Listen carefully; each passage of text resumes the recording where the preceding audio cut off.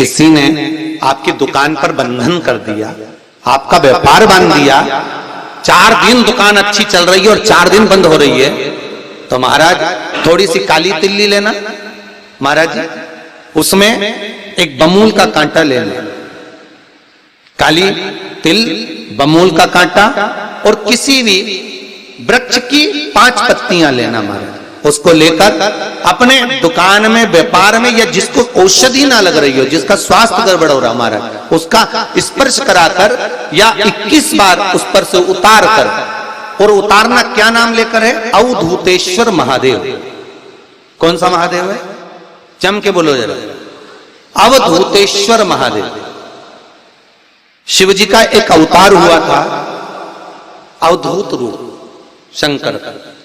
शंकर भगवान के उस क्रोध को, भगवान शिव के उस क्रोध को ब्रह्मा जी ने घोड़े का रूप दे दिया था और घोड़े को समुद्र में डाल दिया था।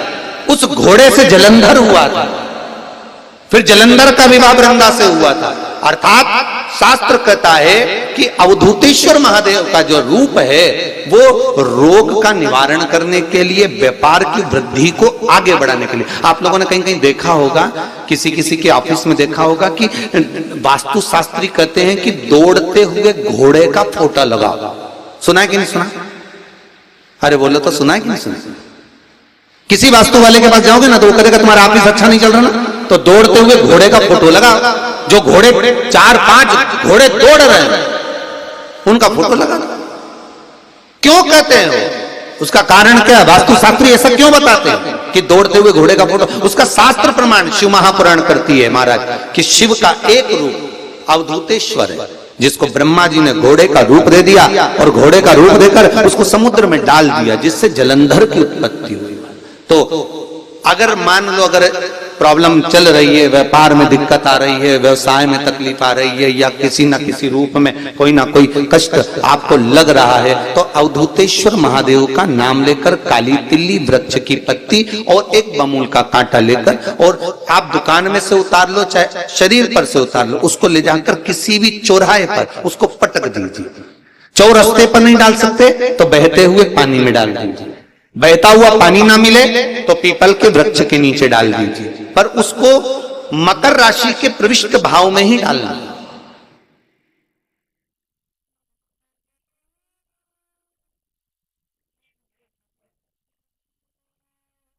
प्रविष्ट भाव।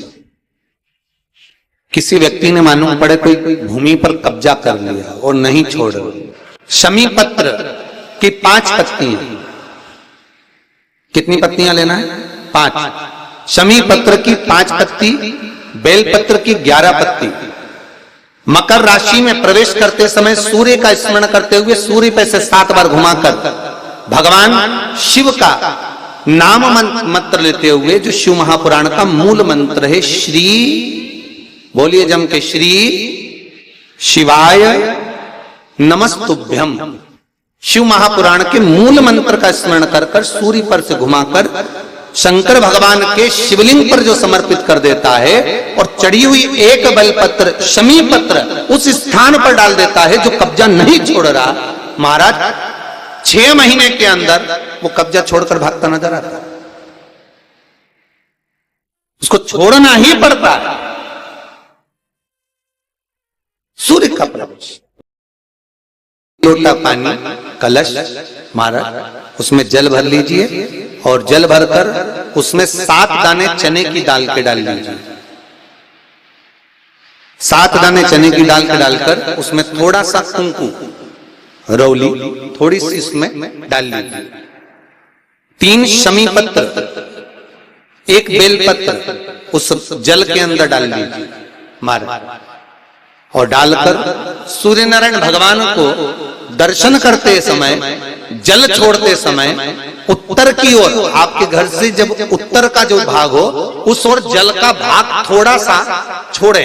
आखिरी का बचा हुआ जो जल और बेलपत्र और शमी पत्र है एक साथ जब पूणे, तो जितना अपने मन में भाव हो कि हमारा इतना कर्जा है बाबा, वो चूक जाए, या कोई पैसे नहीं दे रहा है उसका भी स्मरण कर सकते हैं कि हमारा इतना रुपया लेना है, और वो जल, शमी पत्र, बेलपत्र उसी समय पर नीचे डाल देना।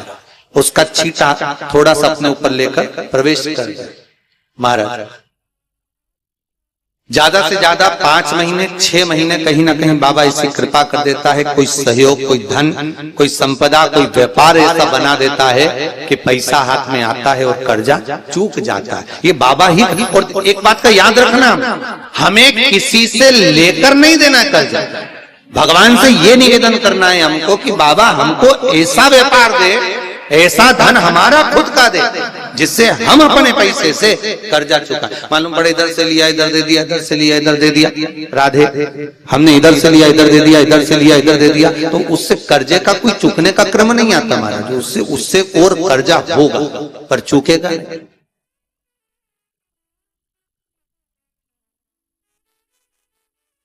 चुकेगा नहीं।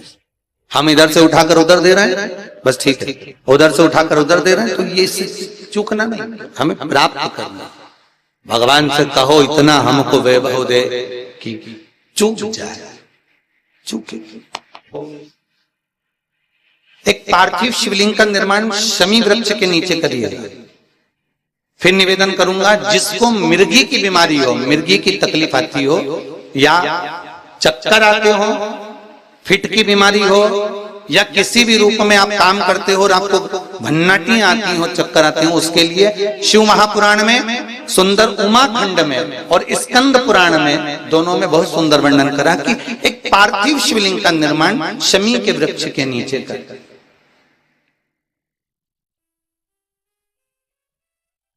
फिर निवेदन करूंगा, शमी का वृक्ष जानते हो आप लोग?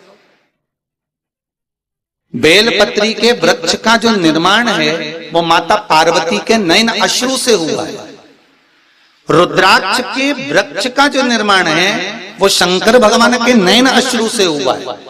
और शमी वृक्ष का जो निर्माण है उमा और महेश, इन दोनों के मिलन से, दोनों के बैठने से, दोनों की वार्ता से जो नयन अश्रु बहा और दोनों का जो मिलन हुआ, उससे शमी वृक्ष की उत्पत्ति हुई है महाराज। इसलिए सारे वृक्षों में अगर श्रेष्ठता दी जाती है, 33 कोटि देवताओं की पूजन में अगर कोई पत्ती चढ़ सकती है तो वो शमी की पत्ती चढ़ सकती है महाराज। शमी वृक्ष की पत्तियां चढ़ सकती है।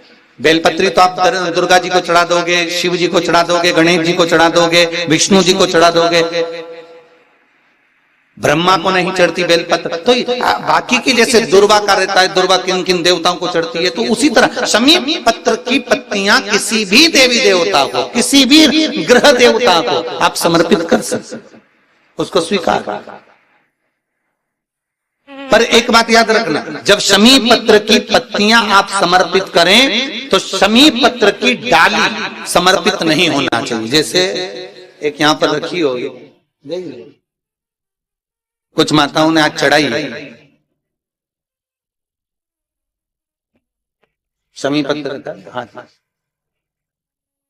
ये जो आपने चढ़ाया है ना डाली के समय, ये गलत है। ये हमको रोग की उत्पत्ति करा। क्या उत्पत्ति कराता है? रोग।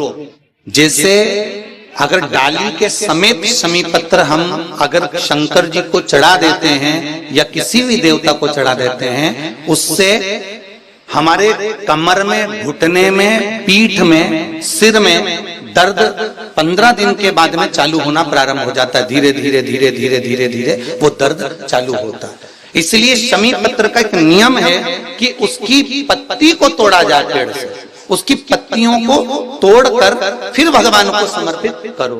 पर डाली समर्पित नहीं हो सकती, डाली का समर्पण नहीं है। और कितना सुंदर लिखा है, बेलपत्र की डाली भी है ना, अगर बेलपत्र की मान लो डाली भी चढ़ गई है तो वो स्वीकार होगी, पर शमी पत्र की डाली स्वीकृत नहीं है, उसकी पत्तियां स्वीकृत है महाराज। पर जल्दी जल्दी में आप लोग को हो सकता है कि भाव आपका इतना ज्यादा रहता है ना, इतना भगवान से तुम प्रेम करती हो ना, तो भगवान पर बस इसने अपना उंडेलने के चक्कर में तुम ज्यादा ही कुछ उंडेल लिया। बस दिक्कत यहाँ आ जाती है। बेचारे पंडित जी तो थोड़ा सा बोलते हैं, तुम उसके 4 गुना चलती है। दिक्कत बस यही है। एक वो कौन सा व्रत करती हो तुम लोग, वो 16 सोमवार का व्रत करती हो? कौन कौन ने करा 16 सोमवार, संकट सोमवार? कभी करा हो जिंदगी में? करा सब लोगों ने? रखो जरा। तो एक माता जी कर रही थी, गुरुजी अब की बार हमारा जो संकट सोमवार का उपास है ना, वो हमारा बेलपत्ती का है। हमने कहा बेलपत्ती का कैसा? हम बेलपत्री खाते और उससे उपास करते। फिर एक बोली कि हम मिश्री से संकट सोमवार करते। पर अगर स्कंद पुराण में देखोगे तो संकट सोमवार का उपास, 16 सोमवार का उपास केवल चूरमे का होता है, अर्थात मोटे मोटे रोट बनते हैं, फिर उसको मलते, उसमें गुड़ मिलाते हैं तल के, केवल चूरमे का। पर अब मन तुम्हारा कि तुम उसको मिश्री का कर रही हो कि बेलपत्री का कर रही हो। किसी ने कह दिया 3 बार संकट सोमवार करना जरूरी होता है, तो 3 बार अलग अलग चीज से करो। भैया कौन सा प्रमाण लिखा है, कहां लिखा कि 3 बार करना है तो अलग अलग चीज से करना पड़ेगा? नहीं। अगर आप रोट का चूरमा बनाकर शंकर भगवान को भोग लगाकर अगर संकट सोमवार कर रही हो तो शिव जी को लगता है कि ये मुझे समर्पित कर पाएगी। अब तुमने बेलपत्री का अगर संकट सोमवार करा तो बेलपत्री शंकर जी को भोग में रखी, बोलो रखी कि नहीं रखी? अरे बोलो तो। भोग में 3 हिस्से तुमने बेलपत्री के करे तो शंकर जी को तुमने बेलपत्री खिलाई, तुमने भी बेलपत्री खाई। मिश्री का करा तो इतनी सी मिश्री तुमने शंकर जी को चढ़ाई। अगर चूरमा का करती तो शंकर जी भी कहते जा तेरी मनोकामना पूर्ण हो जाए। अब कई व्रत करे और बाद में कि हमारी तो काम नहीं पूरी नहीं हुई, भगवान ने हमारी सुनी नहीं, तो भगवान के काय को सुनो, बेलपत्ती तो खवा।